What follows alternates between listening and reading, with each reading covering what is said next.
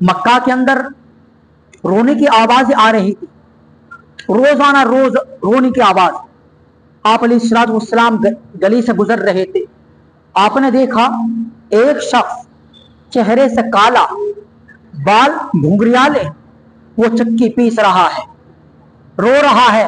آپ علیہ الصلوۃ والسلام اس کے پاس پہنچے اور اس سے پوچھا کہ تو کیوں رو رہا ہے؟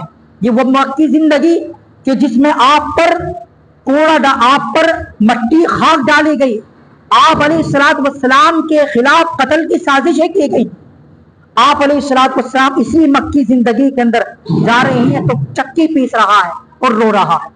آپ نے پوچھا کیوں رو رہا ہے؟ تو اس شخص نے کیا جواب دیا؟ میں غلام ہوں، میں بس رو ہی تو سکتا ہوں، میری آواز کون سنے؟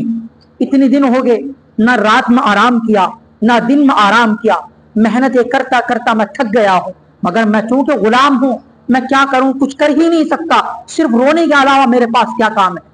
اللہ کے رسول صلی اللہ علیہ وسلم آپ کے اخلاق، انک لعلی خلق عظیم، قرآن گواہی دیتا ہے آپ اخلاق کے اعلیٰ درجے پر فائز تھے۔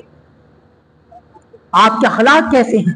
آپ علیہ الصلوۃ والسلام نے کہا دیکھو یہ کلمہ گو مسلمان نہیں ہے، یہ مسلمان نہیں ہے، یہ جو غلام ہے۔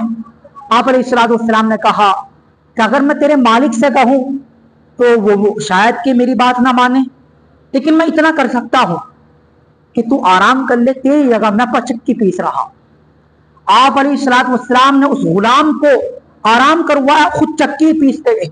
اگلے دن پھر دیکھا وہ چکی پیس رہا ہے، آپ نے اس سے کہا آپ آرام کر لیجئے میں چکی پیسوں گا، وہ پھر آرام کرنے لگا۔ تیسرے دن وہ غلام پھر چکی پیس رہا تھا، آپ نے کہا آپ آرام کر لیجئے میں چکی پیسوں گا۔ وہ شخص خوش ہو کر پوچھنے لگا کہ میں تو غلام ہوں، میری مالک نہیں سن سکتا اور لوگ نہیں سن سکتے، آپ کون ہیں جو میری اس قدر ہیلپ کر رہے ہیں؟ تو آپ علیہ الصلوۃ والسلام نے کہا آپ نے سنا ہوگا کہ مکے میں ایک شخص نے نبوت کا دعویٰ کیا ہے جس کا نام محمد ہے۔ کہا میں نے سنا ہے کہ وہ محمد میں ہی ہوں۔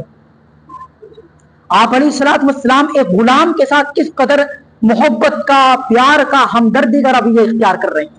یہ آپ علیہ الصلوۃ والسلام کے اخلاق تھے کہ آپ ان لوگوں کے ساتھ کس قدر اخلاق کے ساتھ پیش آئے۔ وہ لوگ کہ جنہوں نے حضرت سمیہ کو شرمناک طریقے سے شہید کیا، وہ لوگ جنہوں نے حضرت بلال حبشی رضی اللہ عنہ کو مکہ کی گلیوں کے اندر گھسیٹا، مگر فتح مکہ کے دن آپ نے ان سب کو معاف کر دیا۔